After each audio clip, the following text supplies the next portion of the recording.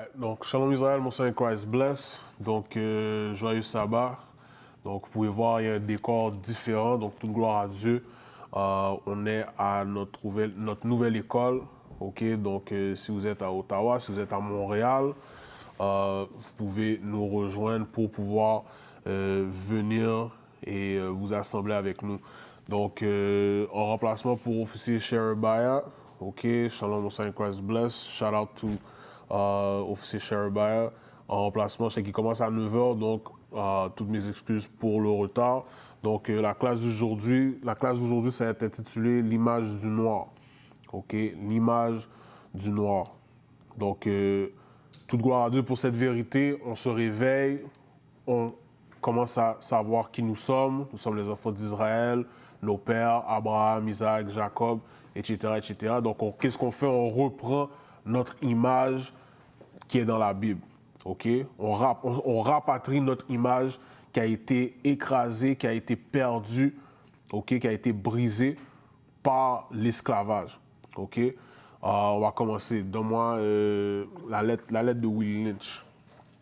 Vous allez voir que la mentalité d'esclave que beaucoup de ceux qui sont de notre peuple ont aujourd'hui, c'est la même qu'on avait il y a 400 ans, il y a 300 ans.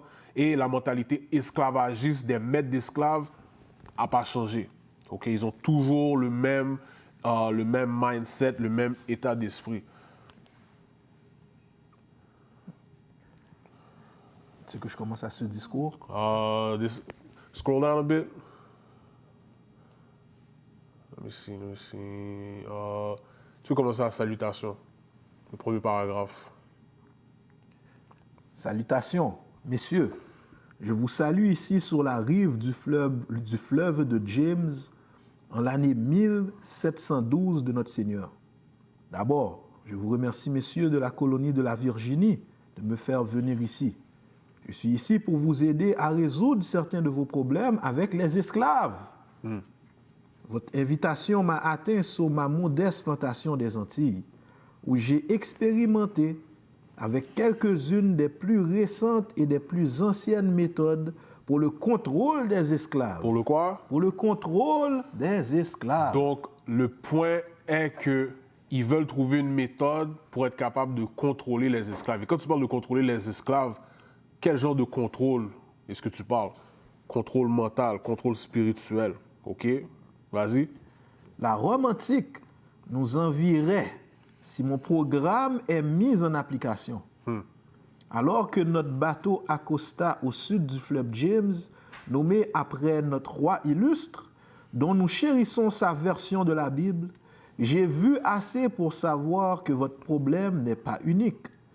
Tandis que Rome utilisait des cordes de bois comme croix pour tenir les corps humains en grand nombre le long de ses chemins, vous utilisez ici l'arbre et la corde occasionnellement. Donc, on prend dans Actes, Actes chapitre 5. Pourquoi on était dans Actes? C'est parce que dans la lettre de Willie Lynch, de quoi il parlait? Il parlait de, je vais relire, ça dit, tandis que Rome utilisait des cordes de bois comme croix pour tenir les corps humains en grand nombre le long de ces chemins, vous utilisez ici l'arbre et la corde occasionnellement. Donc, on va voir pourquoi, parce qu'il y a beaucoup de personnes qui disent « Oh, Jésus-Christ, est-ce qu'il est mort sur une croix ou est-ce qu'il est mort à un arbre ?» Lis ça encore, Actes 5, verset 30. Actes chapitre 5, verset 30. Le Dieu de nos pères a ressuscité Jésus que vous avez tué et pendu à un arbre. Donc, tu vois, donc l'arbre, c'est fait de quoi? L'arbre, c'est fait de bois. OK? La croix est faite de bois. La bois vient de quoi? La bois vient d'un arbre. Le bois vient d'un arbre. OK? C'est pas difficile à comprendre. Retourne dans la lettre. J'ai aperçu le corps d'un esclave mort pendu à un arbre, quelques kilomètres en arrière. Vous ne perdez pas seulement des réserves de valeur par la pendaison. Vous avez des soulèvements. Les esclaves s'enfuient.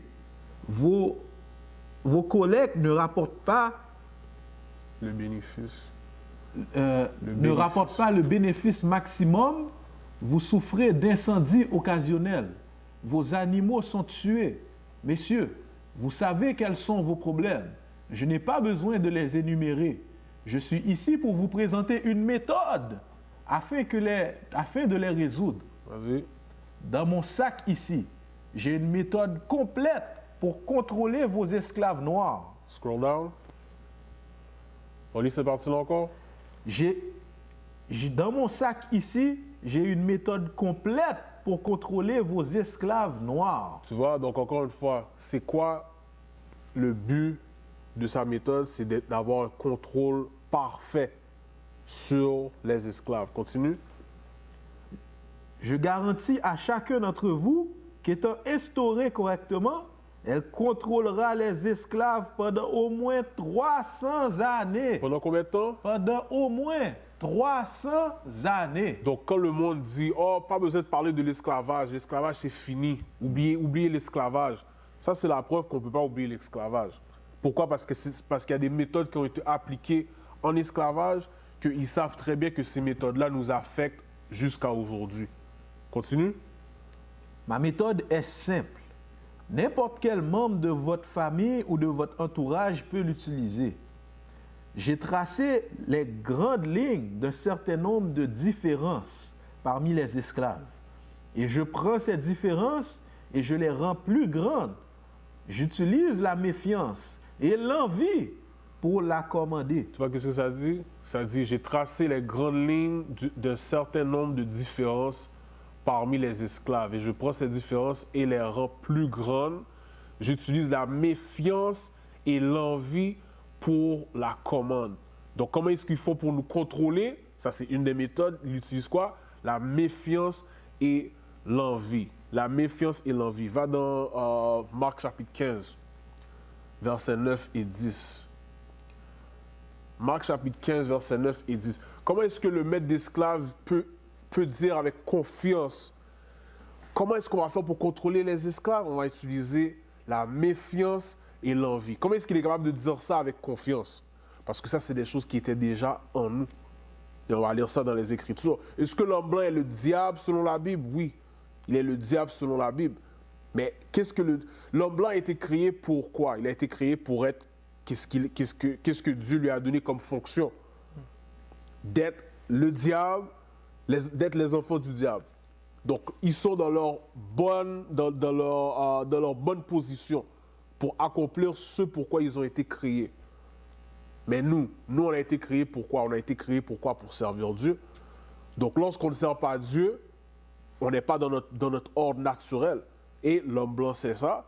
Donc, lui, il a été créé pour quoi? Pour utiliser les choses qui sont en nous, qui sont des choses qui vont à l'encontre de ce que Dieu demande de nous. Eux, ils sont là pour quoi? Pour utiliser ces choses-là et exploiter ces choses-là et utiliser ça contre nous. Et on va avoir des exemples de ça dans les Écritures. Souvenez-vous qu'est-ce qu'il a dit? Il utilise quoi? Il utilise la méfiance et l'envie. Go ahead. Le livre de Marc, le chapitre 15, le verset 9.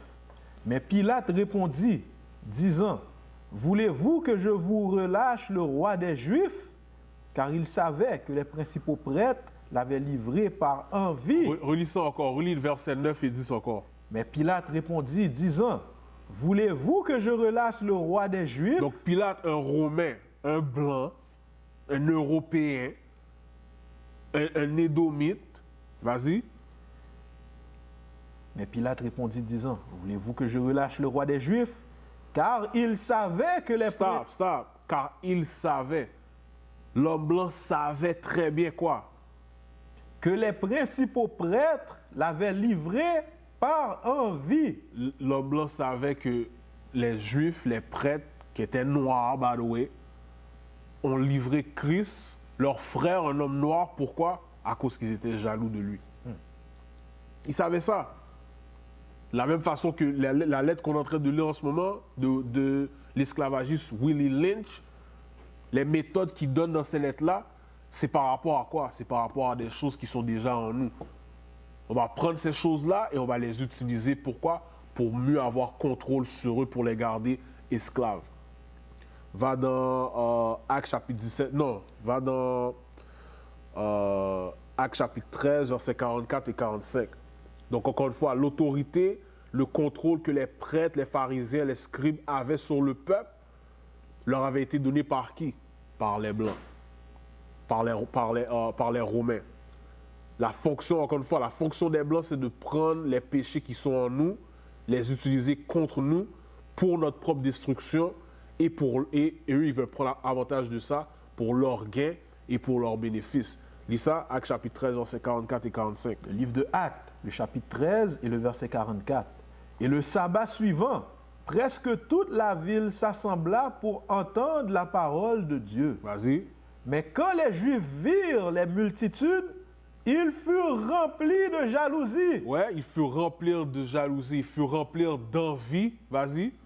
et refutaient ces choses dont Paul parlait. Donc, tu vois, encore un autre exemple de la jalousie qui est en nous, qu'est-ce que ça a à voir avec l'homme blanc? Qu'est-ce que ça a à voir avec... Quand on est sorti du désert, souvenez-vous qu'on est sorti du désert et que certains d'entre nous étaient rebelles contre Moïse. Certains d'entre nous ont dit, oh, pourquoi c'est Moïse qui est le chef? Non, on doit prendre ça, tu dois prendre ta tâche, tu dois la diviser parmi les autres. C'est pas juste toi qui es le chef. Jalousie. L'homme blanc est où dans ça? Il n'est pas là. Encore une fois, les choses qui sont en nous, c'est ces choses-là qui nous détruisent. Les péchés qui sont en nous, c'est ça qui nous détruit depuis qu'on est sorti d'Égypte. Ça n'a rien à voir avec Ésaü, ça n'a rien à voir avec les Blancs. Eux, ils sont juste là pourquoi? Pour exploiter ces choses-là pour leur gain et pour que ça nous amène à notre destruction. Relis ça encore?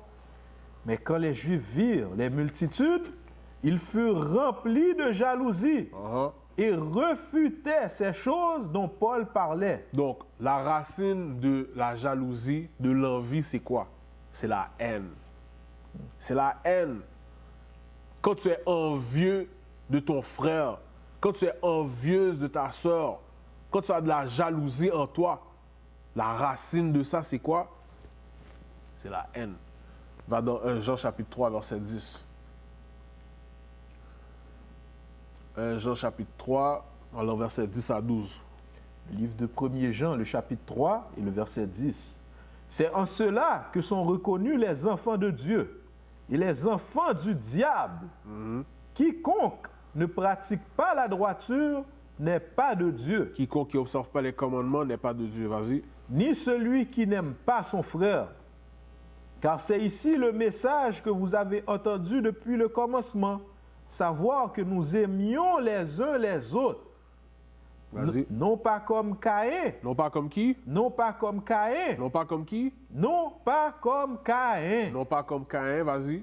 Qui était du malin et tua son frère. Et pour quelle cause le tua-t-il? Parce que ses propres œuvres étaient mauvaises. Donc tu vois, Caïn a tué son frère, pourquoi? Parce qu'il avait de la jalousie. La jalousie qu'il avait, c'était pourquoi? Il avait de l'envie, il avait de la jalousie. Pourquoi? Du fait que l'offrande de son frère a été acceptée. Mais tout ce que son frère a fait, c'est quoi? Suivre les commandements que Dieu lui a donnés. Tout ce que Caïn avait à faire, c'est quoi? Faire la même chose. Mais à la place, qu'est-ce qu'il a décidé de faire? Il a décidé d'avoir de la haine, d'avoir de la jalousie, d'avoir de l'envie pour son frère. Vous lisez cette partie-là encore? Et pour quelle cause le tua-t-il? Parce que ses propres œuvres étaient mauvaises et celles de son frère étaient droites. Et tu vois, et c'est la même façon que Ésaü a de la haine, de l'envie envers qui? Envers Jacob. Pourquoi? Parce que Jacob a été choisi. Il a donné son droit d'aînesse à Jacob et ensuite, lorsqu'il a réalisé l'importance, il est devenu jaloux et rempli de haine et rempli d'envie. La même haine qui était en Caïn pour son frère Abel, c'est la même haine que les soi-disant blancs ont envers les enfants d'Israël. Va dans Ésaïe chapitre 11, verset 13. Souvenez-vous pourquoi on va là? On va là à cause de qu'est-ce que l'homme blanc a écrit dans ses livres, dans sa lettre, pour dire comment est-ce qu'on va faire pour contrôler les esclaves. On doit jouer sur quoi? La méfiance et l'envie. Donc ça, c'est des choses qui sont en nous. Vas-y. Et la jalousie d'Éphraïm se retirera et les adversaires de Juda seront retranchés. Donc tu vois, même parmi nous, entre les tribus, qu'est-ce que Dieu a dit? Dieu a dit la jalousie d'Éphraïm doit se retirer. Pourquoi la jalousie d'Éphraïm? Parce que les deux royaumes ont eu une division. Et la division qu'ils ont eue tu as eu le royaume de Juda, tu as eu le royaume d'Éphraïm. Donc, lis ça encore. Et la jalousie d'Éphraïm se retirera, et les adversaires de Juda seront retranchés. Vas-y. Éphraïm ne sera plus envieux de Juda, Tu vois, Éphraïm ne sera plus envieux de Juda, vas-y. et Juda ne contrariera plus Éphraïm. On va dans Psaume 78, versets 67 et 68. Pourquoi est-ce que Éphraïm avait de la jalousie envers Juda? On va lire ça. Psaume 78, versets 67 et 68. Le livre de Psaume, le chapitre 78 et le verset 67. De plus, il rejeta le tabernacle de Joseph et ne choisit pas la tribu d'Éphraïm, Vas-y. mais choisit la tribu de Juda, la montagne de Sion. Donc tu vois, Dieu a des favoris. De la même façon qu'il a choisi Jacob, il a dit Ésaü, non, moi je ne choisis pas Ésaü. Parmi les tribus, quelle est la tribu favorite de Dieu? Juda. Où est-ce que Dieu dit sa ville préférée, c'est où? Jérusalem. Mais qu'est-ce qui est arrivé? La tribu d'Éphraïm, le royaume du Nord, ont commencé à avoir de la jalousie pour ça. Lis ça encore? De plus, il rejeta le tabernacle de Joseph et ne choisit pas la tribu d'Éphraïm, mais choisit la tribu de Juda, la montagne de Sion, laquelle il aima. C'est 68? 69. Non, là, c'est. Donc, un des facteurs qui a joué dans la division des deux royaumes, le royaume du Sud et le royaume du Nord, c'est quoi? C'est justement, qu'est-ce qu'on vient juste de lire là? Va dans Psaume 108, verset 8.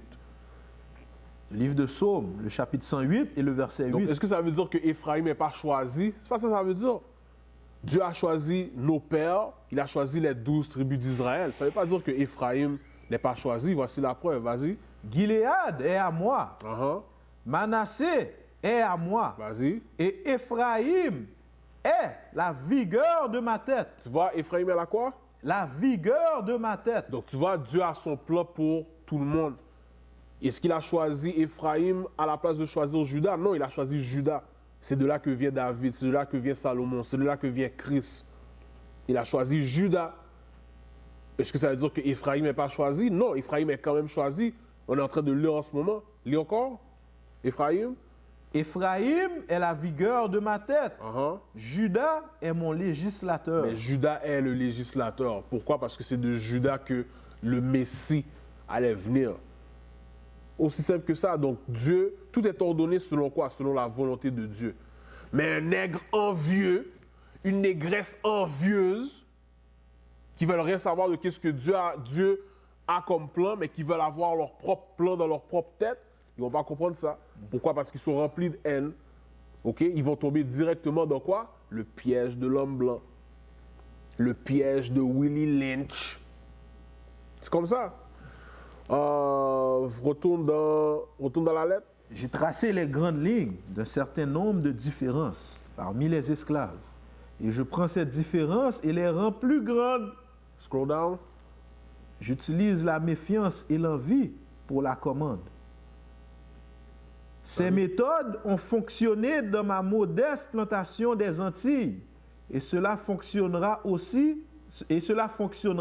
dans tout le Sud. Prenez cette simple petite liste de différences et mettez dessus. Au top de ma liste, il y a l'âge. Il y a quoi? Il y a l'âge. Au top de ma liste, il y a l'âge. L'âge. Ça veut dire quoi? Pourquoi l'âge? Vous allez voir, on va voir ça.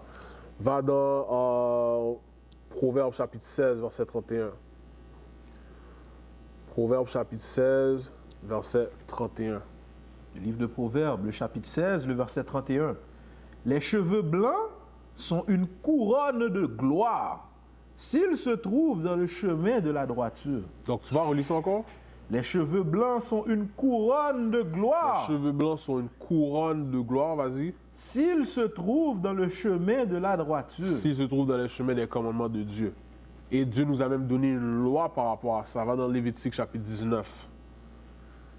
Lévitique chapitre 19, verset 32. Le livre de Lévitique, le chapitre 19 et le verset 32. Tu te lèveras devant les cheveux blancs et tu honoreras la personne de l'homme âgé. Ouais, ça sont lois. Relis ça encore. Tu te lèveras devant les cheveux blancs. Pourquoi? Par respect. Bien sûr. Par respect pour tes aînés qui ont pavé le chemin pour que toi, tu puisses être là aujourd'hui. Est-ce qu'on reconnaît ça aujourd'hui, nous, en tant que peuple? On va voir. Vas-y. Tu te lèveras devant les cheveux blancs et tu honoreras la personne de l'homme âgé. Et crains ton Dieu. Tu vois, donc ça, c'est une forme de crainte envers Dieu, de honorer ceux qui étaient là avant nous, d'honorer les anciens. Vas-y. Je suis le Seigneur. Va dans 1 Timothée chapitre 5. 1 Timothée chapitre 5, verset 1. Livre de 1 Timothée, le chapitre 5 et le verset 1.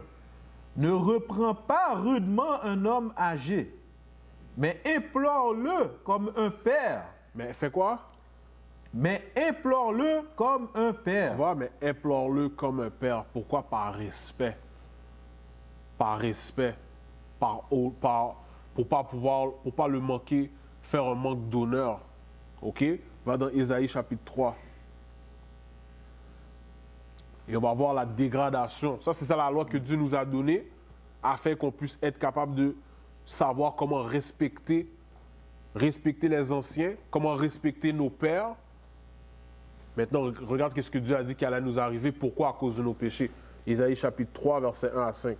Isaïe, chapitre 3 et le verset 1. Car voici le Seigneur des armées, hôte de Jérusalem et de Juda, le soutien et la pluie. Le soutien et la pluie, vas-y. Tout soutien de pain et toute ressource d'eau. Donc, on va voir c'est quoi le soutien et la pluie que Dieu a dit qu'il allait retirer des enfants d'Israël. Vas-y. L'homme puissant L'homme puissant, et l'homme de guerre. l'homme de guerre, Le juge et le prophète. le juge et le prophète, Le prudent et l'ancien. le prudent et quoi? Et l'ancien. Remarquez bien, ça c'est quoi que Dieu a dit? Ce sont eux qui sont l'appui, le soutien et l'appui. Il n'y a pas de femmes dans ça là. Ça c'est toutes des hommes. OK? C'est des hommes que Dieu a dit, ce sont eux qui sont quoi? Le soutien et l'appui. Qu'est-ce que Dieu a dit qu'il allait retirer? Relis ça encore, du début. Isaïe, chapitre 3, verset 1. Car voici le Seigneur des armées, hôte de Jérusalem et de Juda, le soutien et la pluie. Tout soutien de pain et toute ressource d'eau.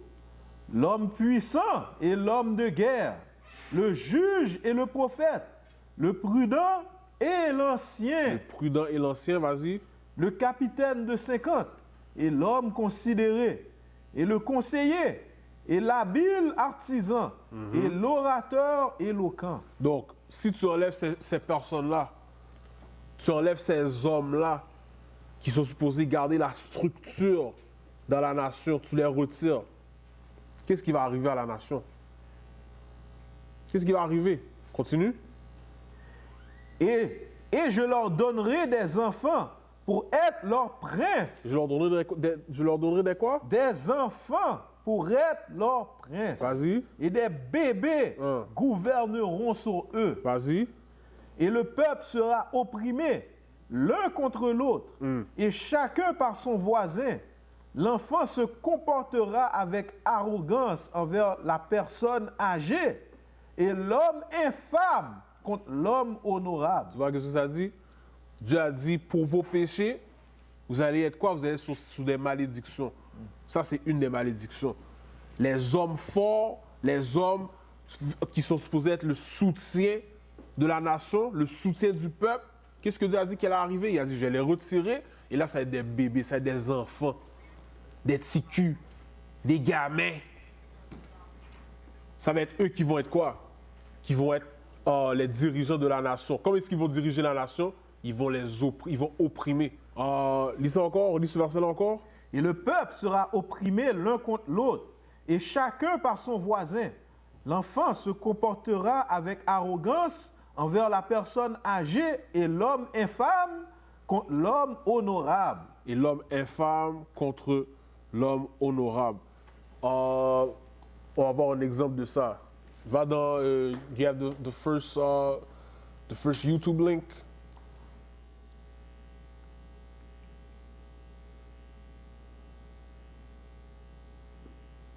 73-year-old man in North Philadelphia with a traffic cone. The suspect just 14 years old. Our Shawnette Wilson with the details. Police are making significant progress in arrests and charges in the murder of a 73-year-old man that sent anger and disgust throughout the city.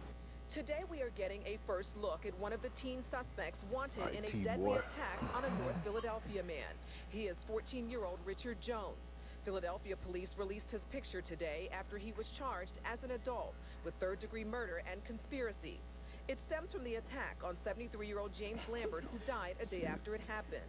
The charges come on the heels of Jones and his 10-year-old brother turning themselves in with an attorney yesterday. The district attorney's office says the 10-year-old was released and has not been charged. Sources tell Fox 29 Jones is the first seen in this surveillance video to hit Lambert with a traffic cone. It happened June 24th around 2:30 in the morning on Cecil B. Moore in North Philly.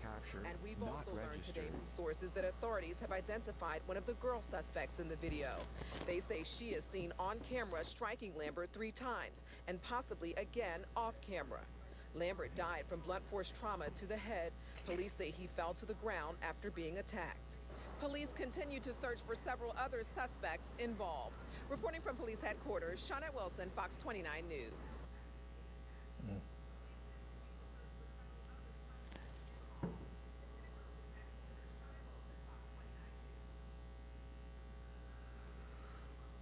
Bon. You can come out. Tu vois, ça c'est un exemple de qu'est-ce qu'on vient juste de lire. Relis verset 5 encore. Ésaïe chapitre 3 verset 5. Oh. Et le peuple sera opprimé l'un contre l'autre et chacun par son voisin. L'enfant se comportera avec arrogance envers la personne âgée et l'homme infâme contre l'homme honorable. Donc tu vois, ils ont battu avec un cône. Avec un cône. Ils ont battu monsieur à mort. Bah, c'est quoi la loi pour ça? C'est quoi la loi pour ça? Va dans Exode chapitre 21, verset 5. Exode chapitre 21, verset 5. Le livre d'Exode, le chapitre 21 et le verset 5. Et si le Seigneur dit franchement, j'aime mon maître. Exode 21, verset 15, pardon. 15. Verset 15. Et celui qui frappe son père ou sa mère sera certainement mis à mort. Tu vois, c'est quoi la loi? Relis ça encore. Et celui qui frappe son père ou sa mère sera certainement mis à mort. Il n'y a pas de discussion pour ça. Il n'y a pas de débat pour ça. C'est la mort. Les anciens sont supposés être comme des quoi? Comme nos pères. Est-ce que les jeunes d'aujourd'hui respectent ça? Non, ils ne respectent pas ça. Pourquoi? Parce qu'on est encore sur quoi? On est sous le contrôle esclavagiste diabolique de l'homme blanc. Il utilise l'envie, la méfiance, on a montré ça. Là, on est en train de voir quoi? La différence d'âge. La différence d'âge. Ça aussi, ils utilisaient ça dans l'esclavage comme quoi? Comme une différence pour mettre de la haine entre les esclaves. Et là, regarde aujourd'hui, le résultat psychologique de ça aujourd'hui, c'est quoi?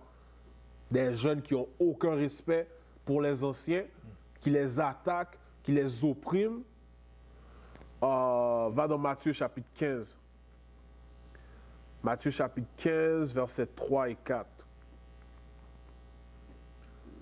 Le livre de Matthieu, le chapitre 15 et le verset 3. Est-ce que Jésus est venu pour changer ça? La loi dit quoi? La loi dit si tu frappes ton père ou ta mère, la mort. Jésus-Christ est-il venu pour changer ça? Lis. Matthieu 15, 3. Mais il répondit et leur dit, pourquoi vous aussi transgressez-vous le commandement de Dieu par votre tradition? Donc les scribes, les pharisiens, les prêtres étaient méchants. Est-ce qu'ils observaient les commandements de Dieu? Non. Est-ce qu'ils observaient les lois de Dieu? Non. Qu'est-ce qu'ils observaient? Ils observaient leur propre tradition. Christ a dit, pourquoi est-ce que vous transgressez les commandements de Dieu pour garder vos traditions. Là, il va énumérer un des commandements de Dieu. Vas-y. Car Dieu a commandé, disant, honore ton père et ta mère, et que celui qui maudit père ou mère, qu'il soit puni de mort. Tu vois, Christ est en train de leur rappeler qu'est-ce que Dieu a commandé. Honore ton père et ta mère, et si tu déshonores ton père et ta mère, tu dois être puni de mort. Christ n'est pas venu pour changer ça. Quand vous lisez plus bas, Christ est en train de corriger les scribes et les pharisiens. Pourquoi? Parce qu'eux, ils ont changé ça. Ils ont changé les commandements de Dieu, ils ont changé les lois de Dieu par rapport à qu'est-ce qu'on va juste de lire là. Retourne, attends, Exode 21. Exode 21, verset 17. Donc Christ a gardé la même mentalité. Si tu manques de respect à ton père, à tes anciens, ton jugement, c'est la mort. Dis à ton jugement. Aujourd'hui, on est dans le royaume de l'homme blanc. Donc, lui, il a mis des lois. Ou est-ce que c'est lui qui est juge? C'est lui qui va juger. Donc, qu'est-ce qu'on va juste de voir là? Qu'est-ce qui est arrivé à ces enfants-là? Ces enfants-là sont en prison. Ces enfants-là sont en prison. Puis après ça, tu vas voir leur mère qui vont aller devant la caméra à crier. C'était un bon enfant. Non, c'est ton diable. C'est pas un bon enfant, c'était un diable. Sous l'influence de Willie Lynch. Lis ça? Exode, chapitre 21, Verset 17. verset 17. Celui qui maudit son père ou sa mère sera certainement mis à Tu mort. vois, celui qui maudit son père ou sa mère sera quoi? Sera certainement mis à mort. Sera certainement mis à mort. Ok, retourne dans Go back to the letter. Ces méthodes ont fonctionné dans ma modeste plantation des Antilles et cela fonctionnera dans tout le Sud. Prenez cette simple petite liste de différences et mettez dessus. Au top de ma liste, il y a l'âge. Et il est là seulement parce qu'il commence par A. La seconde est couleur ou teint. On lit ça encore? La seconde est couleur ou teint. Donc, ça, c'est une autre chose qu'il a dit on va utiliser. Pourquoi? Pour pouvoir garder les esclaves divisés pour qu'on puisse avoir un meilleur contrôle sur eux. Donc, on a vu quoi? L'envie, ok? L'envie, la méfiance. Là, on a vu quoi? On a vu l'âge. Là, c'est quoi qu'il vient juste de dire? La seconde est couleur ou teint. La couleur ou teint. Ça, c'est ce qu'on appelle aujourd'hui le colorisme. Donc, on va mettre les esclaves qui ont la peau foncée et on va les mettre contre les esclaves qui ont la peau claire. Continue. Il y a l'intelligence. No, hold on. Yeah, put that video up. Tu vas aller dans... you're going to go from 138. 138 to 225. Le colorisme, en fait, ça remonte au temps de l'esclavage. À cette époque, il y avait une distinction qui était faite entre les esclaves. Plus tu étais clair, et plus tu avais une chance de pouvoir t'aider dans la société, d'être mieux traité par ton maître et d'avoir les tâches les moins ingrates. On ajoute aussi à cela la chance de pouvoir être affranchi, c'est-à-dire de ne plus être esclave. Comme on le sait si bien, entre les colons et les esclaves, il y a eu des unions, des relations, et de ces unions sont nées des personnes ayant à la fois le sang noir et le sang blanc. D'ailleurs, il y a même une classification qui a été établie, donc elle va des esclaves noirs les plus clairs aux plus foncés. Dans cette classification, on retrouve le sakatra, le griffe, le marabout, le mulâtre, le carteron, le métis, le mameluco, le carteronné, le sang mêlé, et j'en passe. Par exemple, un mulâtre ou mulâtresse, ça va être un individu qui est né d'une union entre une personne noire et une personne blanche. Ce qu'on aurait appelé de nos jours une personne... Alright. Donc, tu vois, la mentalité, c'était quoi? Si ta peau est plus claire, mais pourquoi est-ce que ta peau est plus claire? Ta peau est plus claire, pourquoi? Parce que tu t'es mélangé avec le maître d'esclave. Mais dès le début, on était... Donc, à quoi est-ce qu'on ressemblait dès le début? Va dans Genèse chapitre 2, verset 7. Genèse chapitre 2 et le verset 7. Le livre de Genèse, le chapitre 2 et le verset 7. Et le Seigneur Dieu forma l'homme de la poussière du sol. Tu vois, Dieu a formé Adam de quoi? La poussière du sol. La poussière du sol. Le plus tu vas profondément dans le sol, plus la terre est fertile. Donc, Adam était quoi? Un homme noir. Un homme foncé. Lis ça encore? Et le Seigneur Dieu forma l'homme de la poussière du sol. Maintenant, on va dans Genèse chapitre 4, verset 7. Donc, le premier homme sur la terre était un homme noir. Tout le monde était noir. Même Caïn était noir. Mais qu'est-ce qui est arrivé à Caïn? Lis ça. Genèse, le chapitre 4 et le verset 7. Si tu fais bien, ne seras-tu pas accepté? Et si tu ne fais pas bien, le péché gît à ta porte. Donc, tu vois, le péché gît à ta porte. Continue. Et son désir sera tourné vers toi. Qui veut dire quoi? Caïn va avoir son désir va être vers le diable. Quand ça dit, relis cette partie-là encore, son désir, Et son désir ça c'est Dieu qui parle à qui? À Satan, vas-y. sera tourné vers toi. Qui veut dire quoi? Le désir de Caïn va être de faire la volonté du diable. Descends à verset... Et tu verset domineras sur lui. Et Satan va dominer sur Caïn. De la même façon que Satan domine sur qui? Les Blancs aujourd'hui. Maintenant, descends à verset 11. Genèse, chapitre 4, verset 11. Et maintenant, tu es maudit de la terre. Tu sais quoi? Tu es maudit de la terre. Tu vois, tu es maudit de la terre qui veut dire quoi? Caïn a été maudit de la même terre de laquelle Adam a été fait. Ça veut dire quoi? Il a perdu sa pigmentation qui venait de où? Qui venait de la terre. Vas-y. Et maintenant, tu es maudit de la terre qui a ouvert sa bouche pour recevoir de ta main le sang de ton frère. Va dans Nombre chapitre 12, versets 8 à 10. Donc, qu'est-ce que l'homme blanc a dit? L'homme blanc a dit, tu sais quoi? Les esclaves avec qui je vais coucher, les femmes esclaves avec qui je vais coucher, celles que je vais violer, elles vont avoir des enfants qui vont être plus clairs. Ces enfants-là qui vont être plus clairs, on va utiliser ces enfants-là contre les autres esclaves. On va leur donner un avantage. Eux, ils vont travailler dans la maison, ok? Ils vont être mieux traités. Ils vont avoir plus d'opportunités pour peut-être même devenir libres. Mais les esclaves qui sont noirs, eux, ils vont être dans les champs. Mais le point est qu'on va être capable de garder quoi? Un contrôle sur nos esclaves. En créant la méfiance, l'envie. Vous pensez quoi? Vous pensez pas que les nègres de champs enviaient les nègres de maison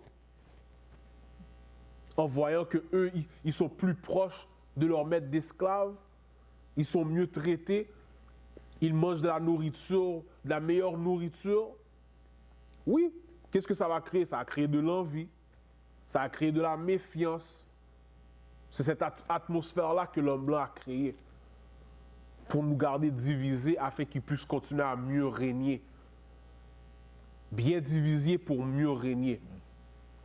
Lis ça? Nombre, chapitre 12, verset 8. Yeah. Je parlerai avec lui bouche à bouche. Dieu a parlé à Moïse bouche à bouche. Vas-y. Et même en apparence et non en énigme. Vas-y. Et il contemplera la ressemblance du Seigneur. Vas-y. Pourquoi donc n'avez-vous pas craint de parler contre mon serviteur, contre Moïse? Donc Aaron et Myriam se sont mis à faire quoi? Parler contre Moïse. Parler contre Moïse. Vas-y. Ainsi, le courroux du Seigneur s'embrasa contre eux, et il s'en alla. Vas-y. Et le nuage se retira de dessus le tabernacle. Et voici, Myriam devint lépreuse. Myriam devient lépreuse. Elle devient lépreuse. Quand elle est devenue lépreuse, à quoi est-ce qu'elle ressemblait? Vas-y. Et Myriam devient lépreuse, blanche comme neige. Comment? Blanche comme neige. Répétez ça pour moi. Blanche comme neige. Pas bégayer, non? Blanche comme neige. Blanche comme neige. Blanche comme neige. Donc, eux, ils savent que dans la Bible, avoir ces traits-là, ce n'est pas des traits qui sont favorables. Ça, c'est des traits qui sont synonymes à quoi? La lèpre. La lèpre. Mais là, aujourd'hui, qu'est-ce qu'on pense? On pense que si on a du sang blanc, si on est plus clair, on est plus beau, on est plus belle. Va dans 2 Rois, chapitre 5, verset 27. 2 Rois, chapitre 5, verset 27. Le livre de 2 Rois, le chapitre 5 et le verset 27. C'est pourquoi la lèpre de Naaman s'attachera à toi et à ta semence pour toujours. Vas-y. Et il sortit de sa présence lépreux, aussi blanc que neige. Ouais. Lépreux aussi blanc que neige. Lépreux aussi blanc que neige. Tout le monde dans la Bible était noir, de Adam jusqu'à Caïn. Caïn a perdu sa pigmentation. Après ça, qu'est-ce qu'il y a eu? Il y a eu le déluge. Tout le monde est mort. Qui est revenu après le déluge, dans la régénération, qui est devenu Caïn? Ésaü. Ésaü est revenu sur terre sans pigmentation. Watch this. Va dans Lévitique chapitre 13.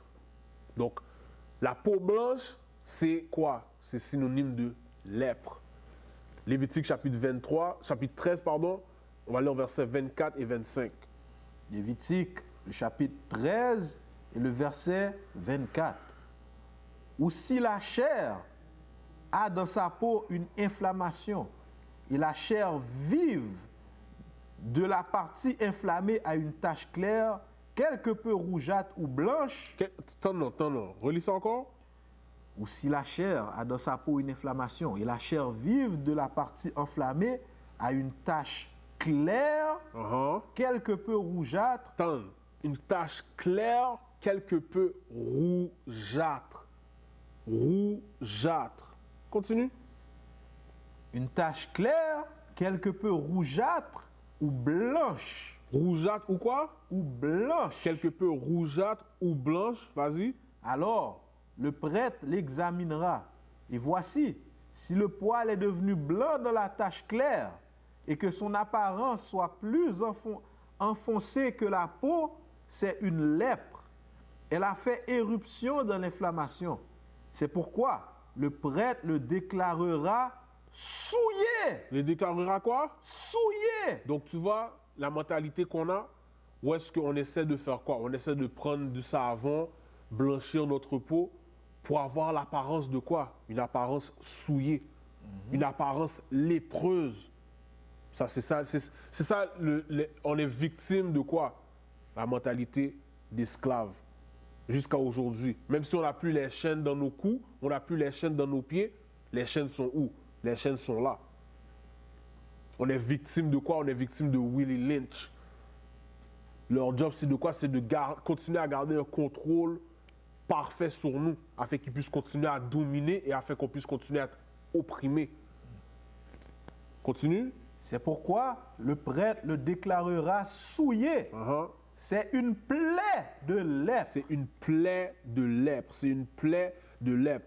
Donc, lis verset 24 encore. Je vais vous montrer quelque chose. Lis verset 24. 24. Ou si la chair a dans sa peau une inflammation et la chair vive, la partie enflammée a une tache claire, quelque peu rougeâtre ou blanche. Donc, quelque peu rougeâtre ou blanche. Ça, comme on dit toujours, les blancs ne sont pas vraiment blancs. Ils ne sont pas blancs vraiment, non. Ils se déclarent blancs. Pourquoi? Parce que quand tu vas dans un dictionnaire, ok, tu vas dans le mot blanc, tu vas dans le mot noir. Le mot blanc a des adjectifs favorables, le mot noir a des adjectifs défavorables. Des dictionnaires qu'eux-mêmes ils ont écrits.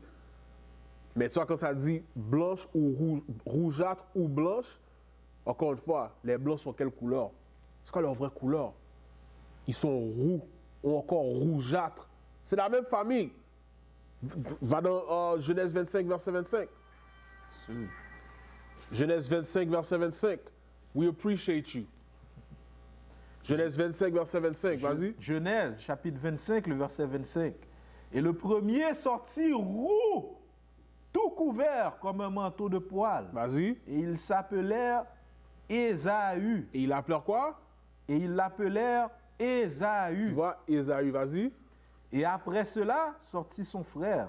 Et sa main tenait le talon d'Ésaü. Donc pourquoi est-ce qu'il n'y a pas eu de description pour son frère? Parce que son frère ressemblait à sa mère. Son frère ressemblait à son père. Son frère ressemblait à Adam. À toutes les personnes sur la terre qui étaient quoi? De couleur noire. Formées de la poussière de la terre. Mais Ésaü est sorti comment? Roux. Ou encore rougeâtre. C'est comme ça qu'ils sont les soi-disant blancs aujourd'hui. Ils ne sont pas vraiment blancs, ils sont roux. Va dans Osée chapitre 7, verset 8. Osée chapitre 7, verset 8.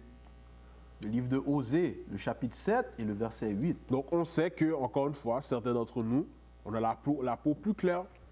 Pourquoi? Parce que il y a eu du mixage avec notre oppresseur. Mais est-ce que ça veut dire que parce que tu as la peau claire, que tu ne fais pas partie des enfants d'Israël? Pas nécessairement, ça n'a pas rapport avec la peau, ça a rapport avec la semence. Ok, la semence, lis ça. Éphraïm s'est mêlé avec les peuples. Tu vois, Éphraïm, c'est quoi? C'est mêlé avec les peuples. Vas-y. Éphraïm est un gâteau qui n'a pas été retourné. C'est pourquoi ça dit Éphraïm est un gâteau qui n'a pas été retourné. Un gâteau que tu gardes sur le four, ok, qui n'a pas été retourné, qu'est-ce qui va arriver? Un côté va être foncé, ou encore brûlé, et l'autre côté va être quoi? Clair. Donc lorsque tu regardes Éphraïm, les soi-disant portoricains, ou tu regardes les soi-disant latinos, ou Gaénanyo, ils sont vraiment clairs. Ils sont vraiment clairs. Et tu en as qui sont plus foncés. Tu regardes, ok, les noirs aujourd'hui, tu en as qui sont vraiment clairs. Tu en as qui sont plus foncés. Mais qu'est-ce qui est important, c'est quoi? La semence. La semence qui vient de qui? La semence qui vient du Père. Tu vas voir, on a des frères qui sont, tu les regardes là, tu ne penserais même pas qu'ils sont noirs. Ils ont des cheveux, leurs cheveux sont clairs ou encore même cheveux roux. Ils sont clairs.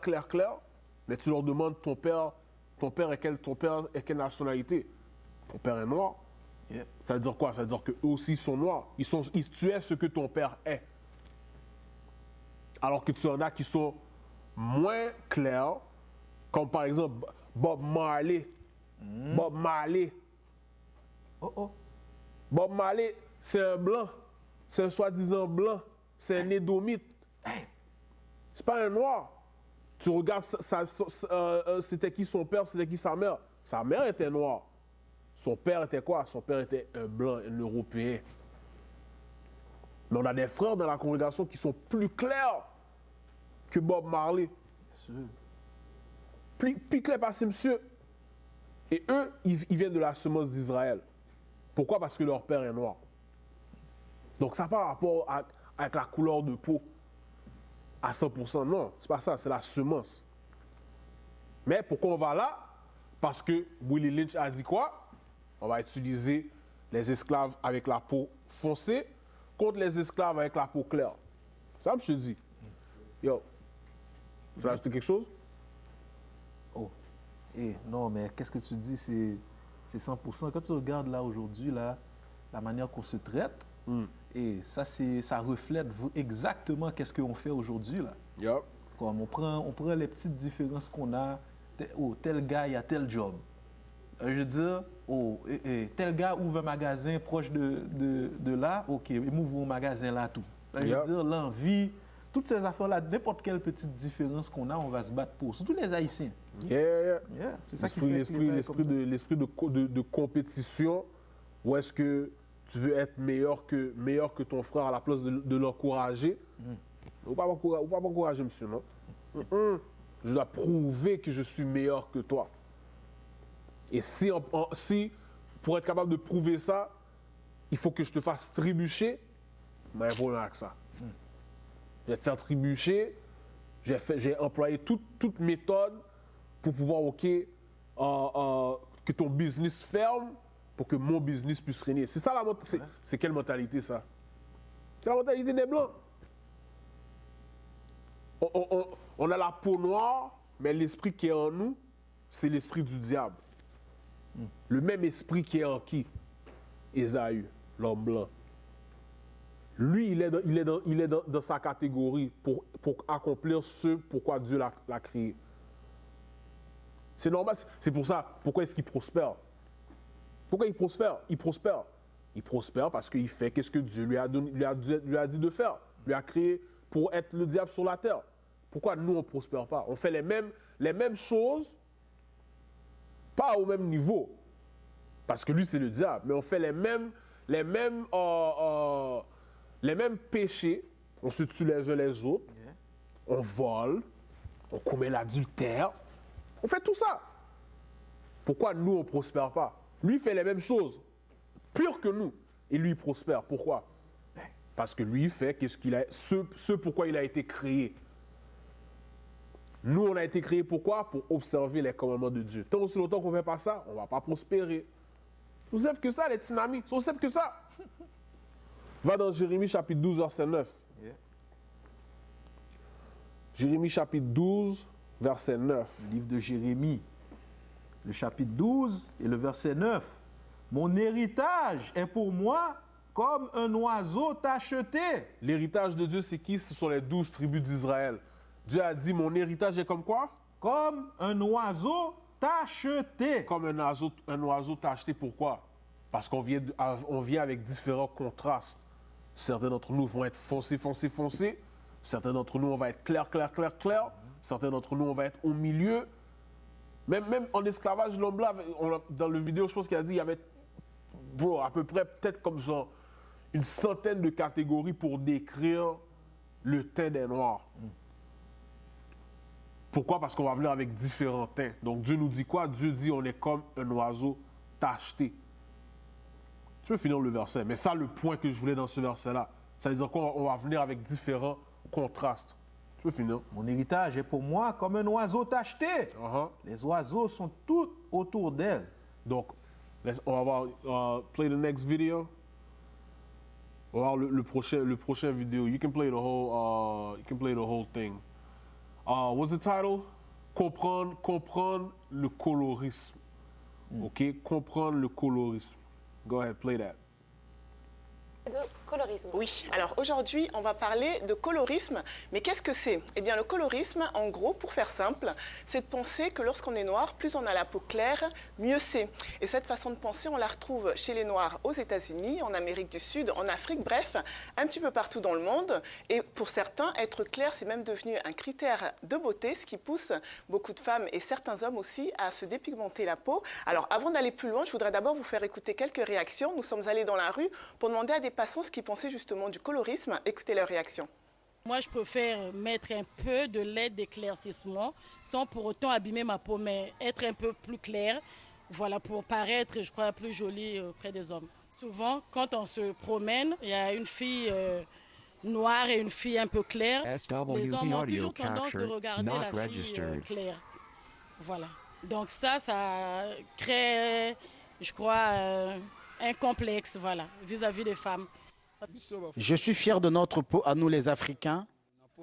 J'aime ma peau et je trouve cela dommage, les gens qui cherchent à changer leur couleur de peau.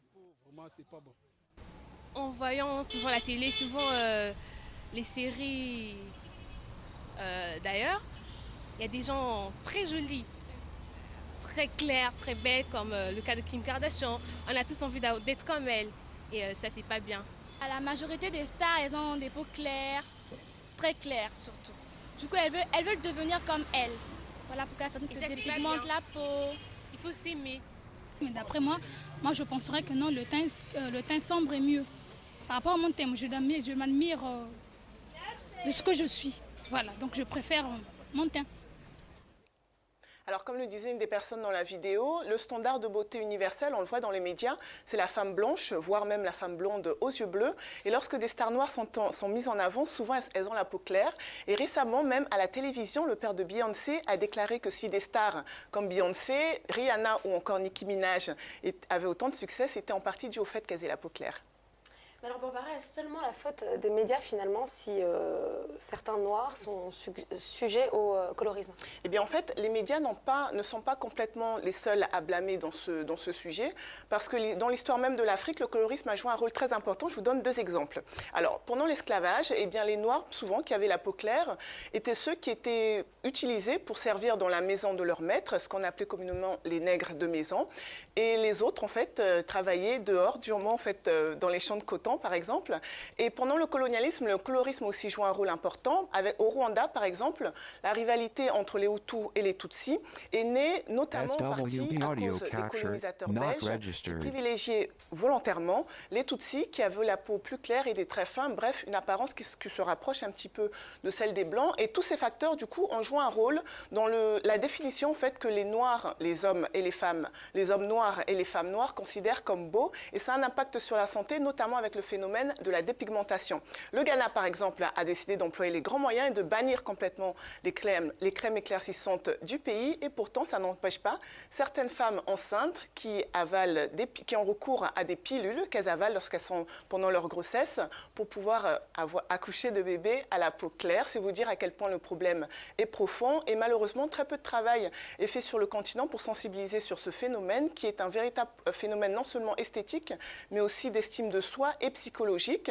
Mais en tout cas, heureusement, il y a certaines personnes qui tentent de sensibiliser sur le colorisme. C'est le cas, par exemple, de la réalisatrice haïtienne Francesca Hervé, qui a réalisé un film qui s'appelle Charcoal, c'est-à-dire charbon, et elle met en scène dans son film une femme et une petite fille qui ont du mal à accepter leur teint foncé. Regardez.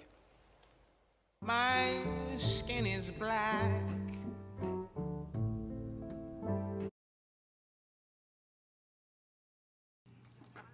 You can cut it out. Bro,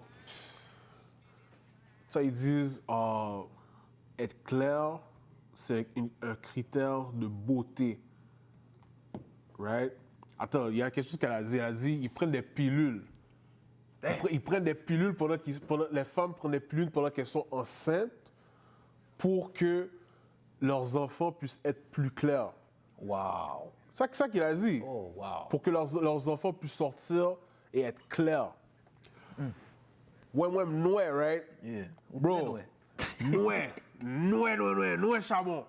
Tant que Chris. Mais bro, tu vois, moi j'ai un petit frère. Mon petit frère, lui, est plus clair. Yeah. Ma petite soeur est genre au milieu. Mais tu sais ce que ma mère elle me disait? Elle m'a dit, quand elle était enceinte avec moi, quelqu'un lui a donné une pilule et c'est à cause de cette pilule-là que je me sentis noir comme ça. Wow. Bro, moi j'ai grandi avec ce complexe-là, la colorisme, tout Tintin là. Donc je veux dire, c'est pour que tu puisses voir la mentalité d'esclave qu'on a. Que si t'es plus clair, t'es plus beau. Si t'es plus clair, t'es plus belle. Ça, c'est pas selon Dieu, ça. Ça, ces critères-là, ces critères de beauté-là, c'est pas selon Dieu.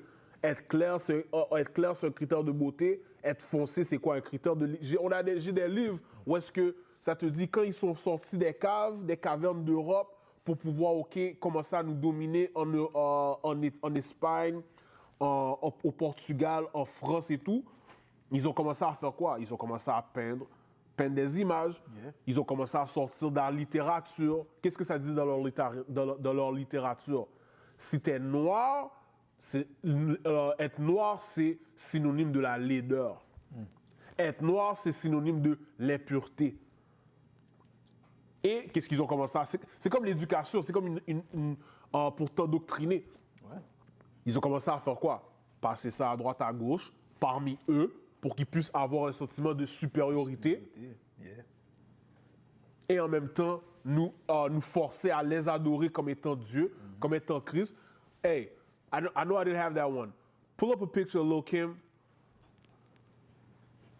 Montre-moi une photo de Lil Kim.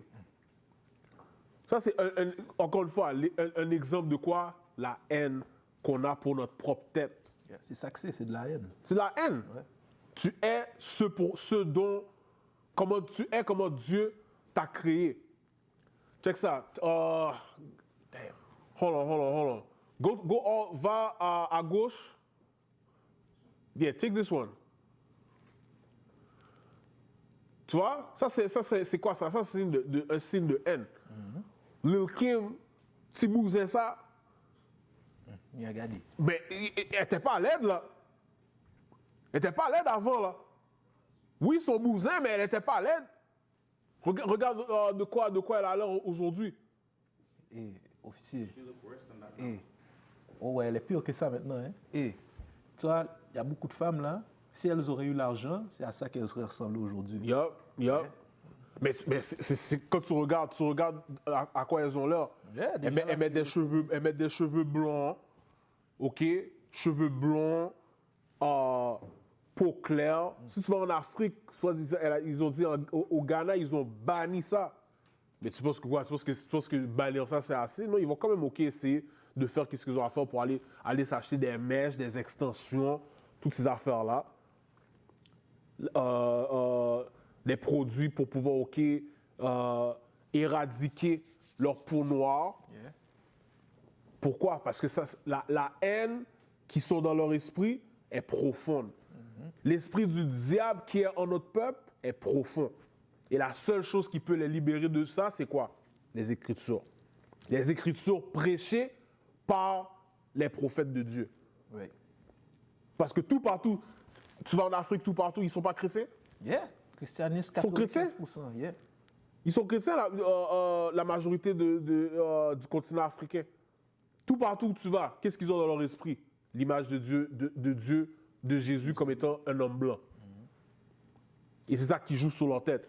Gema Hero, une autre chose que la fille elle disait dans le vidéo qu'on vient juste de voir, elle a dit en voyant la télévision, on regarde des stars comme Kim Kardashian et on veut les ressembler. Donc la télévision, c'est quoi? La télévision détruit nos esprits depuis le tout jeune âge. En nous lavant le cerveau à haïr nos traits naturels, la couleur de notre peau, la texture de nos cheveux, la forme de nos lèvres et de nos nez. Joue ça, play that. Et les femmes là, même dans les pays pauvres, tu vois pas, ils sont dans des pays pauvres. Yeah. Et puis, ils ont des gros bouts d'extension dans leurs cheveux. Yo, le bail coûte comme dans les 200 piastres là. C'est pas cheap, hein? C'est pas cheap là, les extensions là. Nope. Les produits pour la peau. Yeah. C'est où en Afrique qu'on produit des produits pour la peau? C'est quelle nation noire qui produit ces produits pour la peau là? Il n'y en a aucune. Ça veut dire c'est vraiment la production, c'est les Blancs qui le font là. C'est importé. Pour nous donner là. Yup. Pour nous détruire. C'est fou là.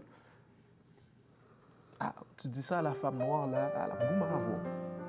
Elle veut se battre avec toi là. Tu essaies d'arracher ces extensions là.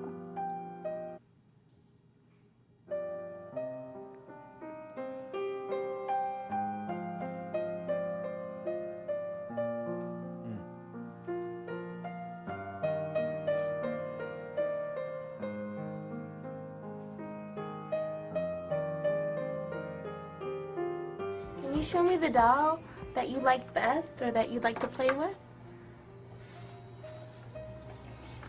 This one. I like that one. This one. That one? SWB audio capture, not registered. And can you show me the doll that is the nice doll? And why is that the nice doll? He's white. And can you show me the doll that looks bad? Okay. And can you and why does that look bad? Because it's black. And why do you think that's a nice doll? Damn. Because she's white. And can you give me the doll that looks like you?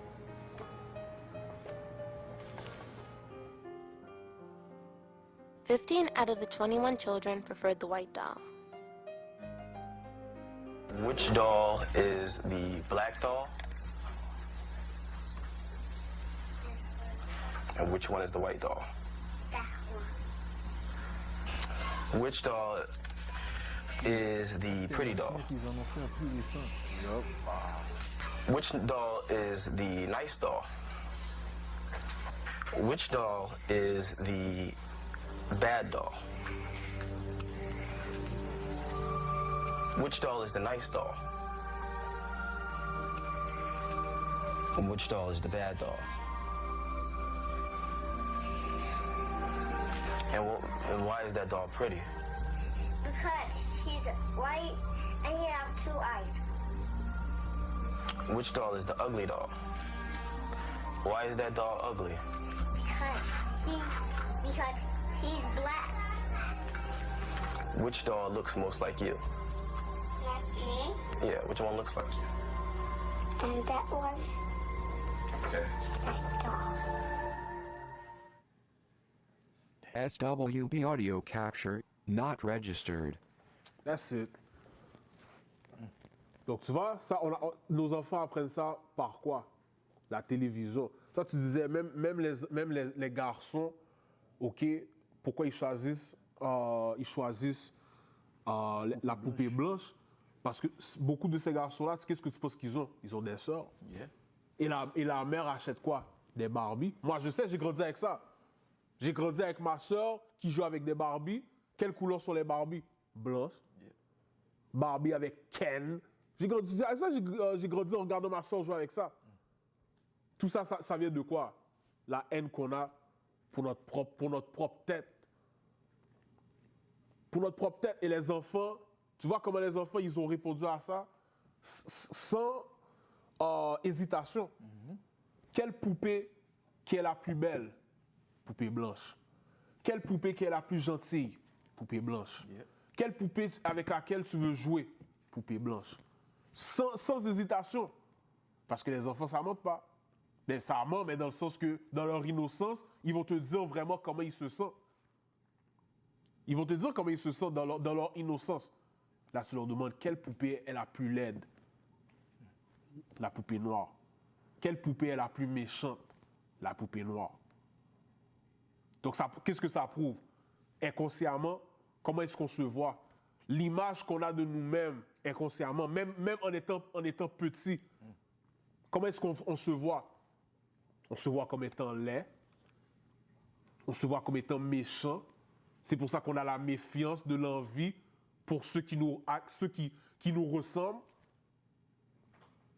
Mais lorsqu'on regarde les Blancs, bonjour monsieur, bonjour, comment ça va monsieur, ça va aujourd'hui? Oui, et laissez-moi ouvrir la porte pour vous. Comme des petits sous-sous. Des petits sous-sous, et puis, oui monsieur, vous mettez passer, vous mettez marcher sous moi. C'est comme ça qu'on opère, comme des esclaves.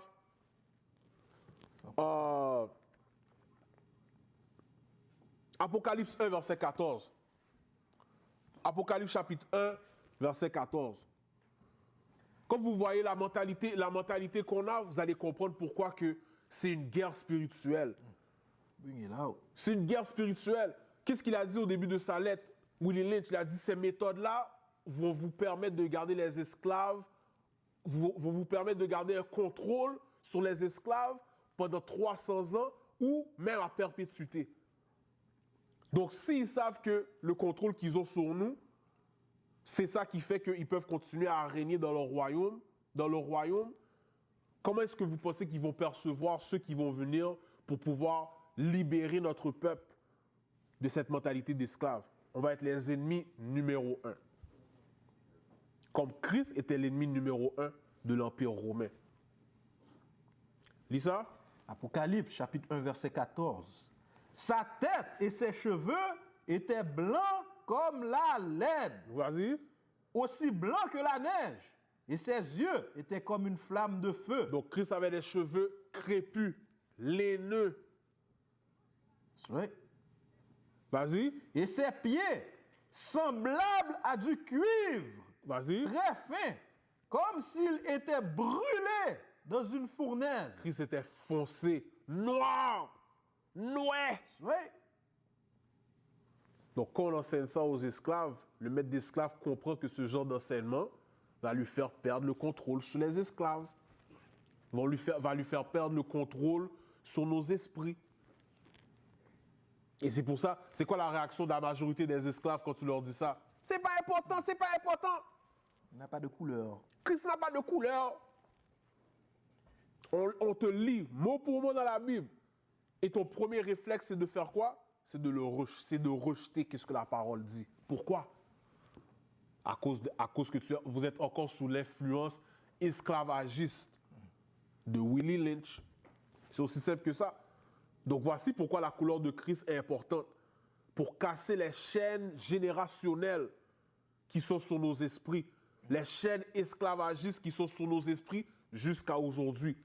Qui sont la cause de quoi? La cause de la haine qu'on a pour nous-mêmes et la cause de la haine qu'on a les uns envers les autres. C'est facile pour qu'on puisse se tuer les uns les autres. C'est facile pour qu'on puisse saillir les uns les autres. Mais quand on voit notre oppresseur, bonjour monsieur, oui monsieur, oui madame, passez madame. Va dans Daniel chapitre 7, verset 9. Daniel chapitre 7, verset 9. Le livre de Daniel, le chapitre 7 et le verset 9. Je contemplais jusqu'à ce que les trônes soient renversés. Vas-y. Et que l'ancien des jours soit assis. L'ancien des jours, c'est qui? C'est Dieu Tout-Puissant, le Créateur. Vas-y. Duquel le vêtement était blanc comme la neige. Vas-y. Et les cheveux de sa tête. Et les quoi? Et les cheveux de sa tête. Les cheveux de sa tête, les cheveux de sa tête. Dieu a un corps, Dieu a des cheveux. Oui, Dieu a un corps, Dieu a des cheveux. C'est vrai. Dieu est esprit et il a un corps et il a des cheveux. Est-ce que c'est des cheveux sirop miel? Est-ce que c'est des cheveux soie, comme un cheval? On va voir. Vas-y. Et les cheveux de sa tête étaient comme de la laine pure. Comme de la quoi? Comme de la laine pure. Comme de la laine pure. Comme de la laine pure. Comme de la laine pure, ça veut dire quoi? Crépus. Cheveux graines. Tous les termes négatifs que vous utilisez sur vos cheveux. Dieu ne mettait pas de permanente là. Christ ne marchait pas avec une permanente. Non. Va dans Sagesse de Salomon, chapitre 13, verset 3.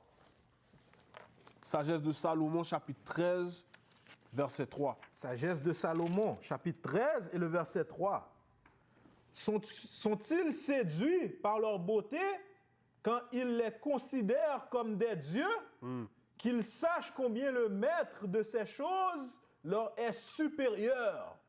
Car celui qui est à l'origine de la beauté les a créés. Car celui qui est à l'origine de la beauté, qui est à l'origine de la beauté? Dieu. Dieu. Donc les critères de beauté qu'on a aujourd'hui, est-ce que c'est des critères par rapport à Dieu qui a créé Adam à son image? Dieu, un homme noir, qui a créé Adam, un homme noir à son image. Est-ce qu'on prend ces critères-là, ces critères de beauté, et on les élève, on élève ces critères-là? Ou est-ce qu'on regarde les critères de beauté de nos maîtres d'esclaves et on dit oui, non, je dois ressembler au maître d'esclaves. Pourquoi? Parce que le maître d'esclaves ressemble à Jésus. Non. Ça dit quoi? Relis ça encore. Au début. Ah, tu sais quoi? Parce que toi, tu lis une autre version, ça dit la même chose. Ça dit, car l'auteur de la beauté, qu'ils sachent combien leur Seigneur est meilleur, car l'auteur de la beauté les a créés. Dieu Tout-Puissant, c'est lui l'auteur de la beauté. C'est vrai. C'est lui l'auteur de la beauté. Donc les critères de beauté commencent avec qui? Commencent avec le Créateur. Donc qu'est-ce qui est beau aux yeux de Dieu? C'est, premièrement, les cheveux crépus, soi-disant crépus. La Bible, le terme que la Bible utilise, c'est laineux. Donc, on sait que nos frères du royaume du Nord, beaucoup d'entre eux, ils ont perdu cette texture de cheveux-là. Mais est-ce que ça veut dire qu'ils sont laids ou quoi que ce soit? Non. Mais on comprend que les premiers critères de beauté à laquelle la terre va retourner quand Christ va revenir, c'est qu'est-ce qu'on est en train de lire dans la Bible en ce moment. C'est vrai. That's it. Va dans Go Back, but this time, attends. Yeah, Go Back. Vas-y. Retourne dans la lettre de Willie Lynch. La seconde est couleur ou teint. Vas-y, couleur ou teint. Il y a l'intelligence, la taille, le sexe, la taille des plantations, le statut dans les plantations, l'attitude des propriétaires si les esclaves vivent dans la vallée, sur une colline, à l'est, à l'ouest, au nord, au sud, ont les cheveux fins, cheveux bruts, ou sont grands ou courts. Vas-y. Maintenant que vous avez une liste de différences, je donnerai un contour d'action. Mais avant, à celui, je vous assure que la méfiance est plus forte que font confiance. Et l'envie est plus forte que l'adulation. Relis cette partie-là encore. La confiance. Je vous assure que la méfiance est plus forte que font confiance. Et l'envie est plus forte que l'adulation. Tu vois? Ça veut dire quoi? Ça veut dire c'est ça qu'on doit utiliser contre les esclaves pour les garder perdus, les garder divisés. On va utiliser la propre méfiance et la propre haine qu'ils ont en eux. C'est ça qu'on va utiliser. Continue. Le respect, la méfiance est plus forte que font confiance et l'envie est plus forte que l'adulation, le respect ou l'admiration. L'esclave noir, après réception de cet endoctrinement... De cet quoi? De cet endoctrinement. Donc tu vois, ça c'est qu'est-ce qu'on a reçu? C'est un endoctrinement, un lavage de cerveau. Vas-y. L'esclave noir, après réception de cet endoctrinement, sera auto-réapprovisionnant.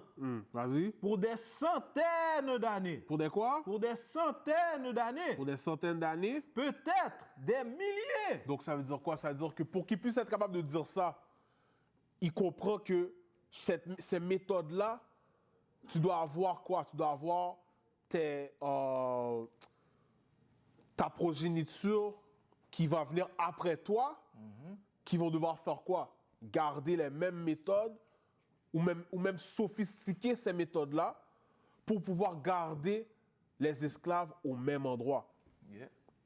C'est pour ça qu'il est capable de dire ça avec confiance. Tu sais quoi? J'avais pas ce verset-là. Va dans Psaume 49, verset 11. Psaume 49, verset 11. Lorsque l'homme blanc planifie ses méthodes, il planifie ses méthodes pas à courte durée. Ces méthodes sont à long terme. À long terme. We good?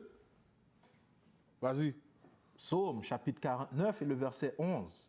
Leur pensée intérieure est que leurs maisons dureront pour toujours. Leur pensée intérieure, c'est qu'ils vont régner pour toujours. Tout empire qui était à son apogée ont toujours pensé qu'ils vont régner à jamais. Ils vont toujours régner pour toujours. Mais tout empire est tombé. Les Babyloniens sont tombés, les Perses sont tombés, les Grecs sont tombés, les Romains sont tombés.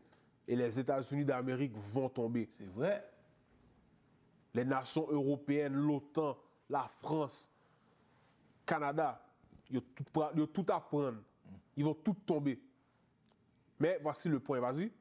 Leur pensée intérieure est que leurs maisons dureront pour toujours. Vas-y. Et leur demeure de génération en génération. Vas-y. Ils ont appelé leurs terres de leur nom. Et lorsqu'ils appellent les terres qu'ils vont conquérir, lorsqu'ils ont conquéri les Amériques, ils ont nommé les Amériques après qui? Un explorateur nommé Amerigo Vespucci. Ils ont nommé le continent africain après qui? Après un général romain appelé Scipio Africanus. Ils nomment les terres après leur nom. Pourquoi? Parce que dans leur tête, ils pensent qu'ils vont régner pour toujours. Et ce n'est pas juste dans leur tête. Ils font des plans, ils planifient, ils concoctent des manigances. Pourquoi? Pour garder les enfants d'Israël comme esclaves. Et ils passent ça de génération en génération. Retourne dans la lettre. Après réception de cet endoctrinement, sera auto-réapprovisionnant. Vas-y. Pour des centaines d'années, peut-être des milliers. N'oubliez pas que vous devez monter le vieux mâle noir contre le jeune mâle noir. Et le jeune mâle noir contre le vieux mâle noir. On a vu un exemple où est-ce que c'était des jeunes noirs qui attaquent leurs anciens, comme on le voit, on l'avait vu dans Ésaïe chapitre 3, verset 5, mais tu as aussi des exemples où est-ce que tu as des pères qui, psychologiquement, qui détruisent leur fils en disant, moi, je suis rien dans la vie, toi aussi, ou pas rien. Encore une fois, le jeune monté contre le vieux monté contre le jeune. Continue. Vous devez utiliser les esclaves à peau foncée contre les esclaves à peau claire. Et les esclaves à peau claire contre les esclaves à peau foncée. Vas-y. Vous devez utiliser la femelle contre le mâle. La quoi? La femelle contre le mâle. Vas-y. Et le mâle contre la femelle. Donc, vous devez utiliser la femelle contre le mâle et le mâle contre la femelle. Est-ce qu'on voit ça aujourd'hui? On voit ça aujourd'hui. Et où est-ce que ça a commencé? Ça a commencé dans les Écritures. Ça a commencé dans les Écritures. Va dans 2 Corinthiens, chapitre 11, verset 3. 2 Corinthiens, chapitre 11 et le verset 3. On va sûrement devoir faire une partie 2 de cette classe-là, mais avant de faire une partie 2, j'ai pas oublié la classe qu'on devait finir, le segment qu'on devait finir par rapport à les voleurs, les imposteurs qui ont volé l'héritage de Dieu, les faux juifs. Lis ça. 2 Corinthiens, chapitre 11 et le verset 3. Mais je crains que, en quelque manière, comme le serpent trompa Ève par sa ruse, vos cerveaux ne se corrompent aussi en se détournant de la simplicité qui est en Christ. Donc le serpent a fait quoi? Le serpent a trompé a trompé Ève. Par quoi? Par sa sournoiserie. Va dans 1 Timothée chapitre 2, versets 13 et 14. 1 Timothée chapitre 2, versets 13 et 14. 1 Timothée, le chapitre 2 et le verset 13. Car Adam a été formé le premier. Adam, mon cher. Lis ça encore, man. Car Adam a été formé le premier. Puis Ève. Vas-y. Et Adam n'a pas été trompé. Donc Adam, c'est pas lui qui a été trompé. Non, Adam n'a pas été trompé. Vas-y. Et Adam n'a pas été trompé, mais la femme, ayant été trompée, est tombée dans la transgression. Donc Adam n'a pas été trompé, la femme a été trompée. Pourquoi ça dit Adam a été créé en premier? Adam a été créé en premier parce qu'il était à l'image de Dieu et 2, il était un Dieu sur la terre. Il a été créé pour être un Dieu sur la terre. On va voir ça. On va dans Sagesse de Salomon, chapitre 2, verset 23. Sagesse de Salomon, chapitre 2 et le verset 23. Pourquoi on va là? Willie Lynch a dit il faut que tu mettes la femme contre l'homme, l'homme contre la femme. Sagesse de Salomon, chapitre 2, verset 23. Sagesse de Salomon, le chapitre 2, le verset 23. Or, Dieu a créé l'homme pour qu'il soit incorruptible. Et il l'a fait image de ce qu'il possède en propre. Donc, tu vois, j'aime mieux cette version-là. Ça dit, car Dieu a créé l'homme, parlant d'Adam, pour l'incorruptibilité, comme tu viens de lire. Alors ça dit, il l'a fait à l'image de sa propre éternité. Il a créé Adam pour être à l'image de sa propre éternité. Pour être un Dieu sur la terre, pour représenter Dieu qui est dans les cieux. Adam était supposé représenter Dieu sur la terre. Va dans 2 Esdras, chapitre 6, verset 54. 2 Esdras, chapitre 6, verset 54. Le livre de 2 Esdras, le chapitre 6 et le verset 54. Et au-dessus d'eux, Adam, que tu as instauré chef sur toutes les œuvres que tu avais faites. Tu vois, Adam a été instauré pour être quoi? Chef sur toutes les œuvres. Chef. Adam avait autorité. Un chef, un Dieu sur la terre. Dieu a donné pouvoir à Adam de dire, ça, nomme-le. Ça, moi, je vais appeler ça un oiseau. J'ai appelé ça une baleine. C'est ça le pouvoir, l'autorité que Adam avait sur la terre. Vas-y. Et au-dessus d'eux, Adam, que tu as instauré chef sur toutes les œuvres que tu avais faites. C'est de lui que nous sommes tous issus. Nous, le peuple que tu as choisi. Va dans Luc chapitre 3, verset 38. Luc chapitre 3, verset 38. Donc Dieu est un Dieu ordonné, est un Dieu d'ordre. Il a créé Adam et il a donné ses commandements à qui? À Adam. Il a donné ses commandements à Adam. Et Adam, sa responsabilité est de faire quoi? Instruire Ève. Donner les instructions à Ève. Quand on lit la fin du chapitre 2 dans Genèse, Dieu a créé la femme. Pourquoi est-ce que quand tu commences le chapitre 3, le serpent vient à Ève, Ève est déjà capable de lui dire, Dieu a dit non, on n'est pas supposé manger de cet arbre-là. Pourquoi? Parce que qui l'a instruit? Adam l'a instruit. Adam lui a donné les instructions. Vas-y. Luc chapitre 3, verset 38. Verset 38. Qui était le fils d'Énos? Qui était le fils de Seth? Qui était le fils d'Adam? Vas-y. Qui était le fils de Dieu? Adam était le fils de qui? Le fils de Dieu. Adam était le fils de Dieu. Le fils de Dieu. Et toute sa lignée après, il y a une lignée, c'était quoi? La lignée des fils de Dieu. C'est de cette lignée-là que venait Abel. C'est de cette lignée-là que venait Seth. C'est de cette lignée-là que venait Noé, Abraham, la lignée des fils de Dieu. Adam était un Dieu sur terre. C'est pour ça que ça dit quoi? Voilà, je n'avais pas ce verset-là. Psaume 82, verset 6. Adam était le fils de Dieu. Il était un Dieu sur la terre. Psaume 82, verset 6. Le livre de Psaume, le chapitre 82 et le verset 6.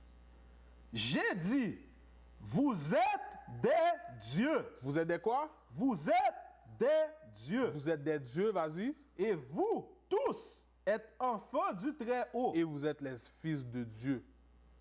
Comment est-ce qu'on sait qu'il parle à des hommes? Continue. Mais vous mourrez comme des hommes. Comme des quoi? Comme des hommes. Il parle à des hommes. Les hommes de la nation d'Israël sont supposés être comme des dieux. Comme des dieux.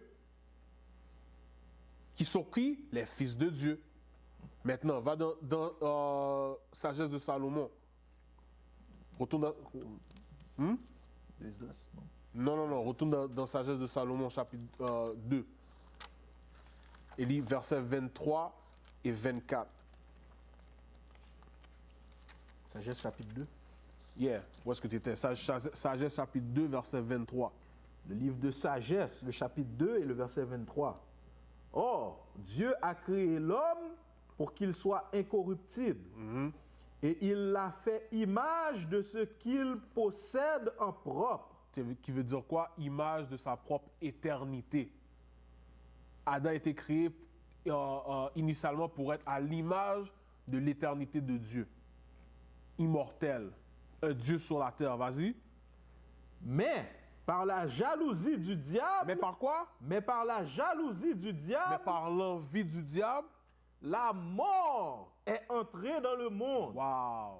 Ça veut dire quoi ça? Par la jalousie du diable, la mort est entrée dans le monde. Reste là.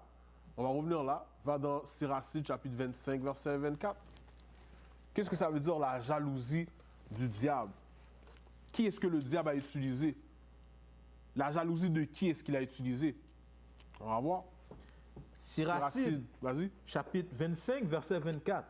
La femme est à l'origine du péché. Relis ça encore. La femme est à l'origine du péché. Donc ça dit, par l'envie du diable, la mort est entrée dans le monde.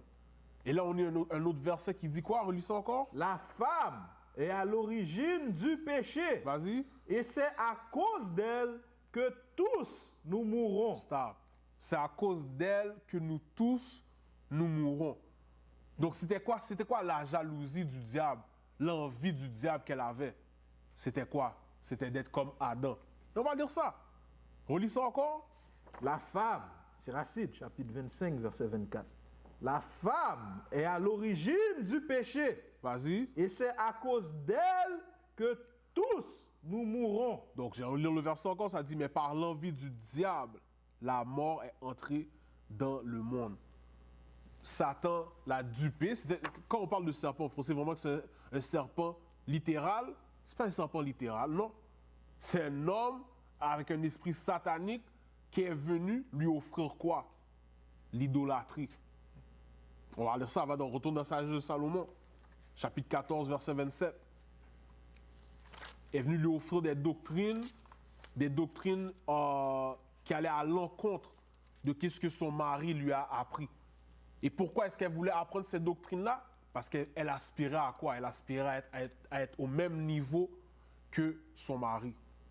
On appelle ça quoi aujourd'hui? Le féminisme. Le féminisme. Les femmes peuvent faire tout ce que les hommes peuvent faire.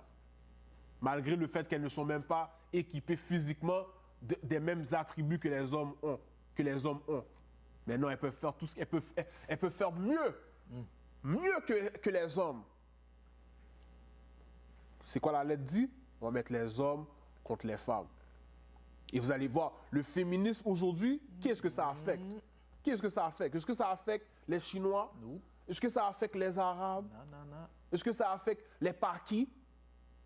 Est-ce que ça affecte les Blancs? Non. Non. Qu'est-ce que ça affecte? C'est nous que ça affecte. Right. C'est nos enfants qui grandissent dans des familles monoparentales. Pourquoi? Parce qu'il y a une division entre qui? L'homme noir et la femme noire. Lis. Sagesse de Salomon, le chapitre 14 et le verset 27. Vas-y. Car le culte des idoles impersonnelles est le commencement, la cause et le comble de tout mal. Tu vois, c'est le commencement du péché. Ça te dit quoi? Ça te dit que le premier péché qui a été commis par Ève, par la femme, c'était quoi? C'était le culte des idoles. Le culte des idoles. Mais pourquoi est-ce que vous ne comprenez pas ça dans l'Église? Parce que vous ne comprenez pas le livre de Genèse.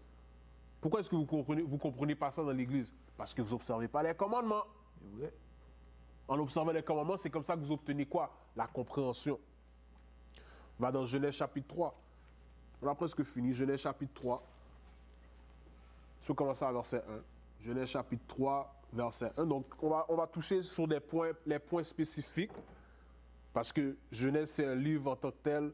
Tu as besoin d'une classe spéciale juste pour pouvoir expliquer le livre de Genèse, surtout les 4-5 premiers chapitres.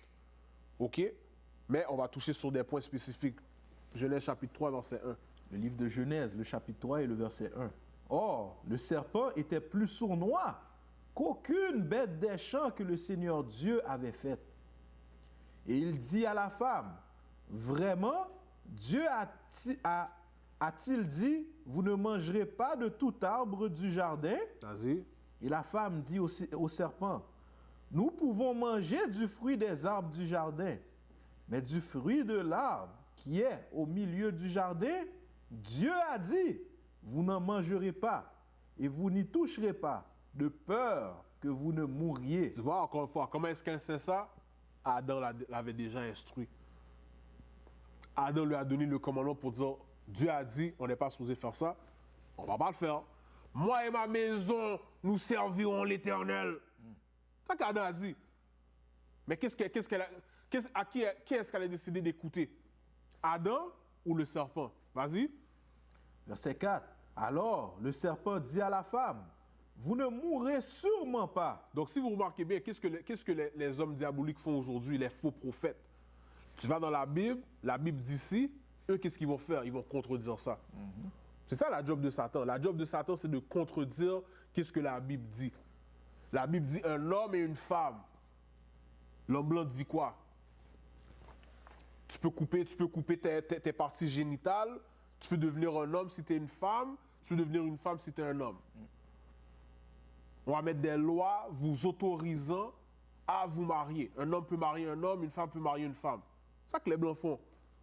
Dieu dit droiture, l'homme blanc dit à ma guise. Mais ça me va le faire. On va faire des lois vous permettant de faire quoi? D'être dans le péché. Vas-y. Car Dieu sait qu'au jour où vous en mangerez, vos yeux seront ouverts et vous serez comme des dieux, connaissant le bien et le mal. Tu vois, c'est comme ça qu'il a dupé. Adam était déjà un dieu. Adam était déjà un dieu. Dieu Tout-Puissant lui avait déjà donné autorité sur la terre. Donc remarquez bien, le serpent n'est pas allé vers Adam. Pourquoi il n'est pas allé vers Adam? Adam connaît les commandements. Adam sait qui il sert. Il est allé voir qui? Il est allé voir Ève. Pourquoi? Parce que c'est Ève qui est plus faible spirituellement. C'est Ève qui est plus faible mentalement. Ève est supposée dépendre de qui? Adam. Mais à la place, elle a voulu dépendre de quoi? Qu'est-ce que Satan est venu lui offrir? On a besoin de dépendre de monsieur, non? Tu peux être une déesse, tu peux être Dieu aussi. C'est ça qu'il est venu lui offrir. Vas-y. Verset 6. Et lorsque la femme vit que l'arbre était bon à manger et qu'il était agréable à la vue et un arbre désirable pour obtenir la sagesse. Donc c'est pour ça qu'on sait que c'est parabole. Il n'y a aucun fruit que tu peux manger qui va te faire augmenter en sagesse. C'est pas littéral qu'est-ce qu'on est en train de lire là. C'est pas littéral. La sagesse qu'elle voulait obtenir, c'est apprendre d'autres doctrines qui allaient à l'encontre de ce que Adam lui avait déjà enseigné. Qu'est-ce que Dieu a enseigné à Adam et qu'est-ce que Adam était supposé enseigner à sa femme. Mais elle voulait quoi? Elle voulait apprendre d'autres doctrines pour la rendre plus sage. Lis. Elle prit de son fruit et en mangea, et en donna aussi à son mari, qui était avec elle. Descends à verset 12. Le verset 12. Oui. Donc tu vois, ça va te dire, on va lire c'est quoi, pourquoi est-ce que Dieu était fâché avec Adam.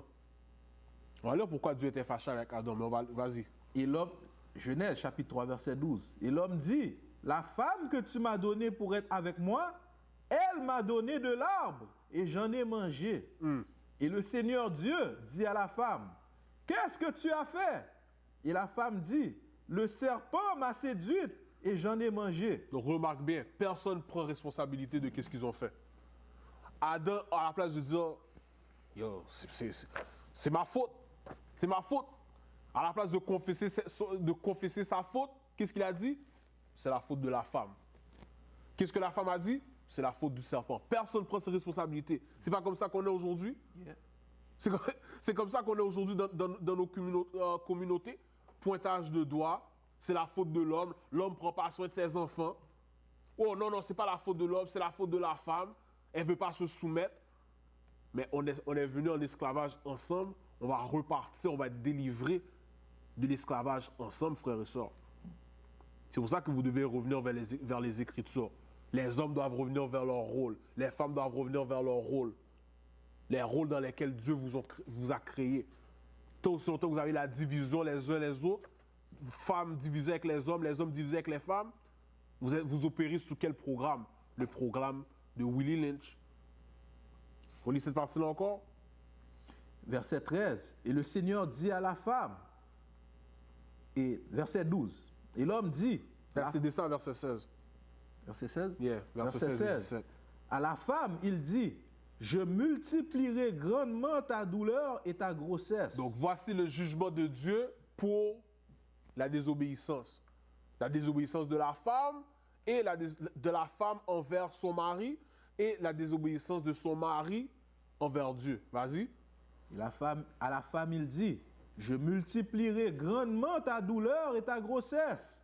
Tu enfanteras des enfants avec douleur. Et ton désir sera vers ton mari. Tu vois, ton désir sera vers qui? Vers ton mari. Ton désir sera vers ton mari. Parce que son désir n'était pas vers son mari. Son désir était vers quoi? Vers qu'est-ce que Satan lui offrait? Pour qu'elle puisse être quoi? égale ou meilleure que son mari. Ça veut dire qu'elle voulait être sage. Elle voulait être comme son mari, être un dieu ou une déesse. Donc là, qu'est-ce que Dieu a donné comme jugement? Tu vas avoir de la douleur. Quand tu vas enfanter, tu vas avoir de la douleur. Tu vas avoir des crampes, des règles à chaque mois. Donc ces choses-là sont supposées être quoi? Des rappels. Donc, vous les sœurs, quand vous avez ça, c'est supposé être quoi? Ça supposé être un rappel de ce que Ève a fait. Ève a désobéi à son mari. Donc, quand vous avez vos règles, vous avez vos contractions ou peu importe, vous devez vous souvenir. Est-ce que tu te souviens de Ève? Souviens-toi d'Ève, oui. Ou songer ça Ève t'est fait? Et sans le changer? C'est comme ça que tu devrais réfléchir. Et ensuite, faire quoi? Ton désir? Et ton désir sera vers ton mari. Et tu dois te souvenir que ton désir est supposé être vers ton mari. Donc, ça veut dire quoi? Ça veut dire que tu dois désirer te marier. Pas juste faire des enfants à droite, à gauche, baby daddy ici, baby daddy là. Non, ça, c'est pas dans le plan de Dieu. Tu dois supposer être marié. Vas-y. Et il dominera sur toi. Il n'y a pas de 50-50. Ton mari va être au-dessus de toi. C'est lui qui est ta tête. Il va dominer sur toi. Continue.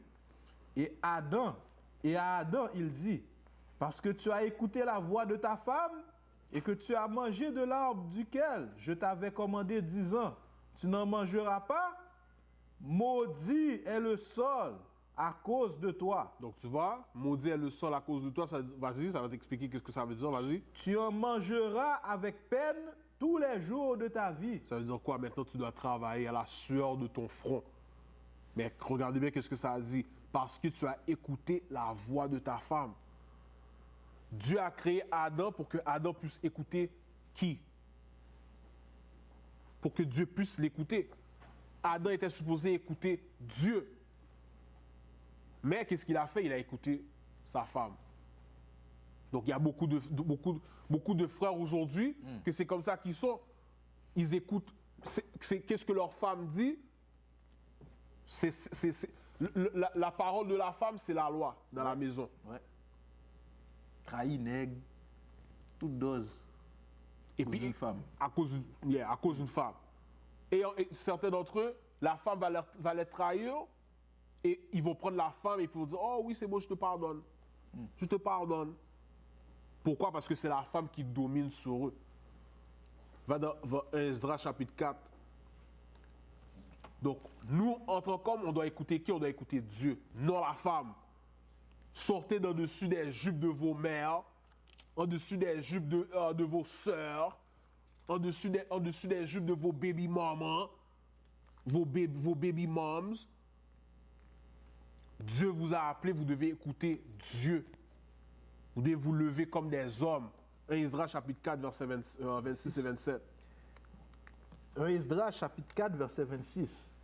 Combien, par désespoir, ont perdu la raison à cause des femmes? Tu vois, beaucoup d'hommes ont perdu la raison à cause de qui? À cause des femmes. À cause des femmes. La raison, où est-ce qu'on va trouver la raison? Dans les Écritures. Oui. Où est-ce qu'on va trouver la voix de Dieu qui nous appelle en tant qu'hommes pour se lever comme étant des hommes de Dieu? Dans les Écritures. Et lorsqu'on va se convertir à ce que Dieu nous demande de faire, c'est là qu'on va trouver quoi? On va trouver la fortitude, la force de mettre nos femmes à l'ordre. Les ordonner. Vas-y. Combien, par désespoir, ont perdu la raison à cause des femmes, ou sont devenus esclaves à cause d'elles? Ou sont devenus esclaves à cause des femmes. Sont devenus esclaves à cause des femmes. Donc, j'avais d'autres points à toucher sur la lettre de Willie Lynch, mais on va arrêter ça là, ok? Et on va reprendre une prochaine fois. Donc, encore une fois, sur ce, Israël, merci d'être branché. Je suis officier Jonathan à UIC Montréal.